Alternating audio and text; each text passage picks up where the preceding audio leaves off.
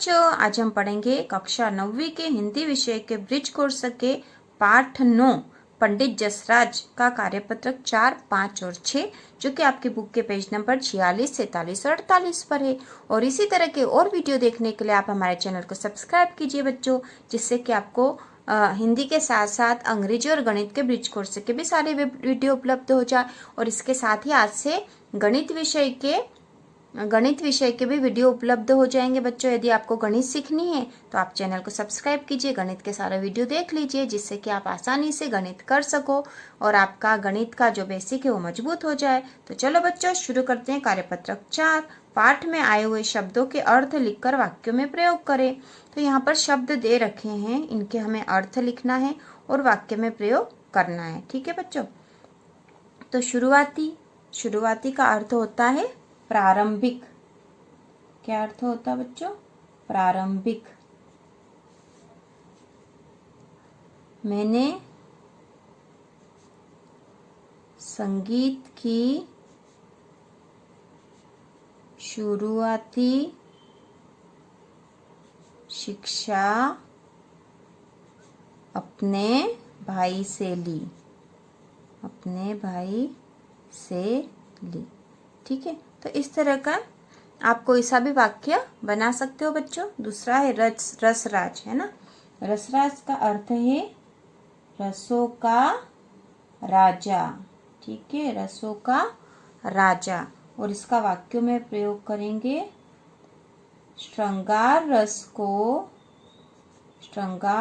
को रसराज भी कहा जाता है।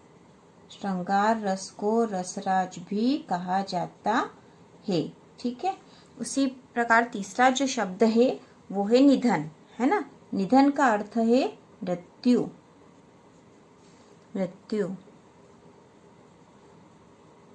आज हमारे गांव में एक बुजुर्ग का निधन हो गया। ठीक है बच्चों, है ना। यहाँ पे एक ही मात्रा आनी थी।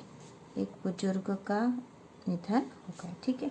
शैतानी का अर्थ है मस्ती, है ना। मोहन बहुत शैतानी करता है। किसी का भी नाम आप लिख सकते हो बच्चों, मैंने तो उदाहरण के तौर पे लिख दिया है। मोहन बहुत शैतानी करता है। ताउम्र का अर्थ होगा पूरी उम्र या उम्र भर, है ना। पूरी उम्र या उम्र भर।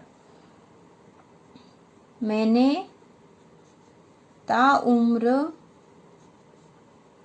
ईमानदारी का पालन किया। या फिर मैं ताउम्र ईमानदारी से रहा। मैंने ताउम्र ईमानदारी का पालन किया। ठीक है। आप कोई सा भी उदाहरण लिख सकते हो जो जिसमें ताउम्र आता हो। उसी प्रकार अगला शब्द है बच्चों कामकाज। कामकाज का अर्थ होगा काम या कार्य। शीला दिन भर कामकाज में लगी रहती है। शीला दिन भर कामकाज में लगी रहती है। ठीक है। तो ये हो गया कामकाज का वाक्य। साधना, अगला क्या है शब्द बच्चों? साधना का अर्थ होगा तपस्या, है ना। साधना या तपस्या।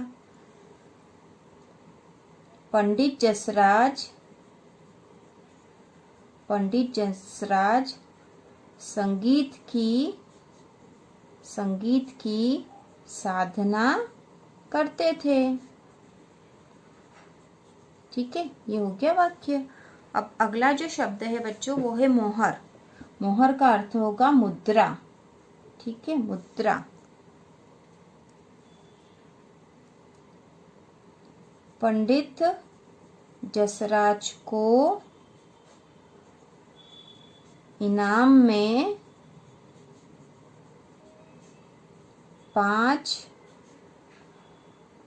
मोहर मिली, या जितने भी बुक में लिखी है पाठ के आधार पे भी आप लिख सकते हो, उसमें से देख के भी आप लिख सकते हो। मैंने उदाहरण के तौर पे लिख दिया बच्चों। श्रोता, श्रोता मतलब सुनने वाला, है ना। श्रोता किसको कहते हैं? जो सुनने वाले हैं, सुनने वाला। सभी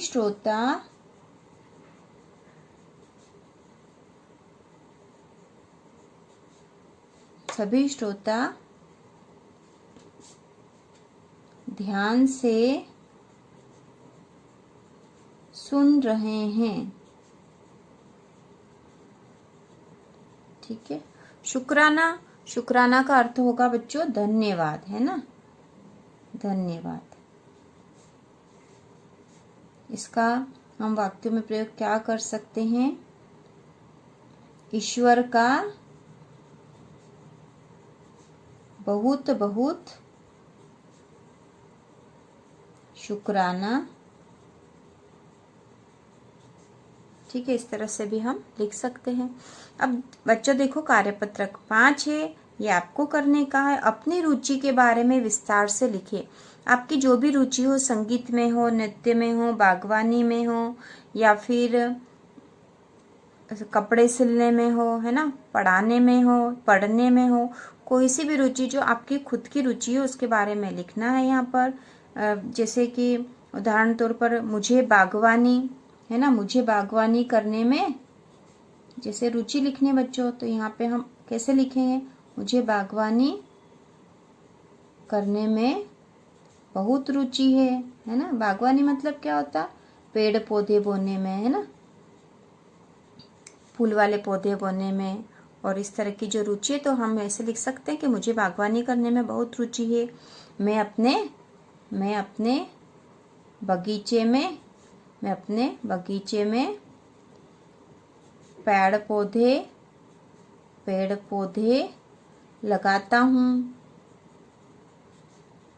मैं अपने बगीचे में पेड़ पौधे लगाता हूँ, उन्हें समय समय पर पानी देता हूँ, उनका पूरा ध्यान रखता हूँ। जब फूल आ जाते हैं, कलियाँ खिलती है, तो मुझे बहुत अधिक प्रसन्नता होती है। और इस तरह से आपकी जो भी रुचि होती है, आपको उसके ही बारे में यहाँ लिखना है। जैसे मुझे संगीत में बहुत अधिक रुचि है, मैं संगीत सीखना चाहता हूँ, इसके लिए मैं तबला वादन सीख रहा हूँ, मेरे गुरुजी का नाम ये है। इस तरह से आप कोई सी भी अपनी रुचि लिख सकते हो बच्चों, है ना। इस पाठ का कार्यपत्रक 6 है बच्चों। अपने प्रिय शिक्षक के बारे में लिखें। तो यहाँ पर आपको अपने प्रिय शिक्षक के बारे में लिखना है। तो यहाँ पर आप लिखोगे, आप पहले आप सोच लो कि आपके प्रिय शिक्षक कौन से हैं, है ना।